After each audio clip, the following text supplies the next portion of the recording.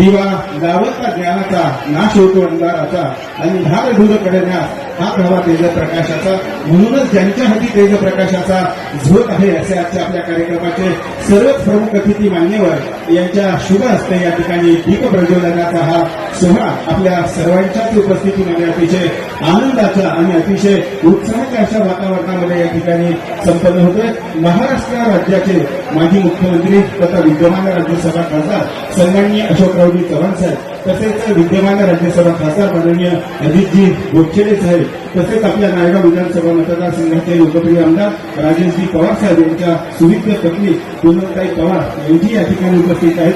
तसेच आपल्या भागाचे नेते सन्माननीय राजेशजी कुलकर्णी साहेब यांचे या ठिकाणी यांच्या शुभ हस्ते हा दीप प्रज्वलनाचा सोहळा या ठिकाणी संपन्न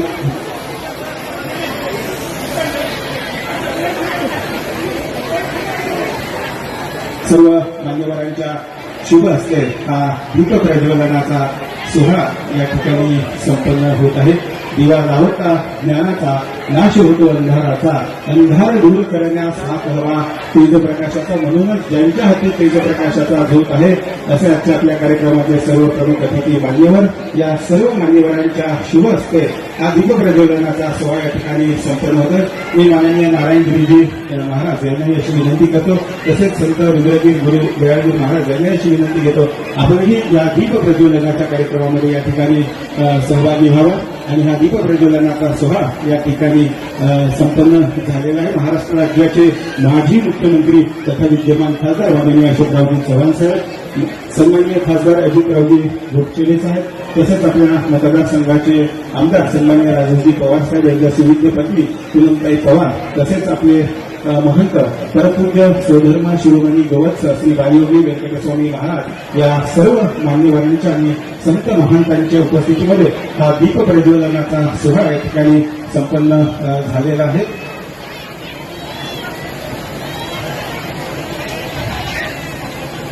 श्री सद्गुरु समर्थ बाळगीर महाराज की दत्तात्रेय महाराज की हा दीप प्रज्वलनाचा हा सोहळा आपण या ठिकाणी संपन्न केलेला आहे। मान्यवरांना विनंती करतो की आपण पुनश्च एकदा या ठिकाणी मंचावरती आसनस्थ व्हायचं होत आहे।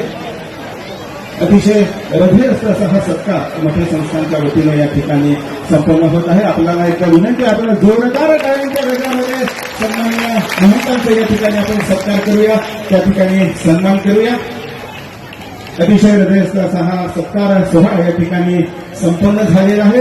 यानंतर श्री 108 महंत यदुबन गुरु गंभीरबन महाराज मठ संस्थान कोलंबी यांचाही या ठिकाणी यथोचित सत्कार आणि सन्मान करण्यासाठी मी नारायण गिरीजी महाराज यांना विनंती करतो की त्यांनी सन्माननीय महंत यदुबन गुरु गंभीरबन महाराज यांचा या ठिकाणी यथोचित सत्कार आणि सन्मान करावा।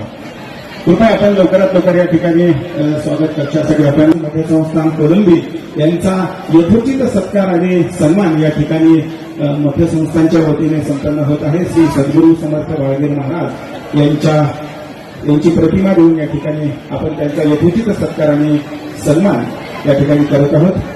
एकदा आपण जोरदार टाळ्यांचा या ठिकाणी गजर करायचा आहे कारण की साधू संत येती घरा तोची दिवाळी दसरा खऱ्या अर्थानं आज राहेरनगरीमध्ये दिवाळी साजरी होत आहे कारण की एवढे संत महात्मा एकाच वेळी एकाच मंचावरती या ठिकाणी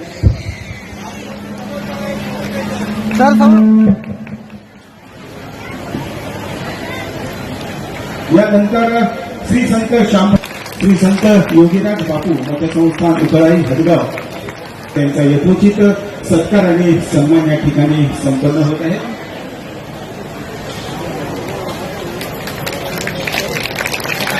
यानंतर श्री संत केशवगिरी गुरु मोहनगिरी महाराज यांचा सत्कार आणि सन्मान करण्यासाठी मी महंत श्यामगीर गुरु ऋषीगीर महाराज यांना विनंती करतो। मठ संस्थान सरेगाव यांचे या ठिकाणी यथोचित सत्कार आणि सन्मान आपण या ठिकाणी करणार आहोत। नारायण जी महाराज यांना विनंती आपल्याला सर्व मान्यवरांचा निरंजनगिरी महाराज मठ संस्थान कातळगाव यांचाही यथोचित सत्कार आणि सन्मान आपण या ठिकाणी। त्यानंतर संत सरोजगिरीजी माता गुरु रुद्रगिरी महाराज मठ संस्थान नायगाव यांचाही या ठिकाणी आपण यथोचित सत्काराने सन्मान या ठिकाणी संपन्न करत आहोत। मध्ये अतिशय आनंदाच्या आणि अपेक्षित उत्साहाच्या वातावरणामध्ये हा सत्कार सोहळा संपन्न होत आहे। निर्गुणपुरी महाराज शंकरतीर्थ यांचाही या ठिकाणी यथोचित सत्काराने सन्मान संपन्न होत आहे।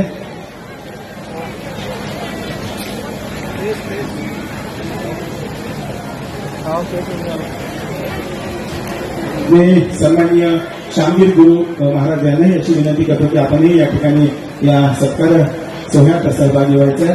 अतिशय सुंदर अतिशय देखणा असा हा सत्काराचा बघा संत महंतांच्या शुभ हस्ते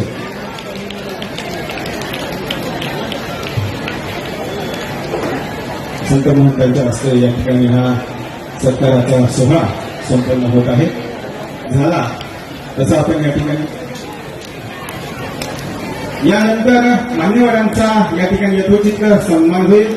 यानंतर आजच्या कार्यक्रमात या संत निवास भूमिपूजन सोहळा यांच्या शुभ हस्ते झालेला आहे।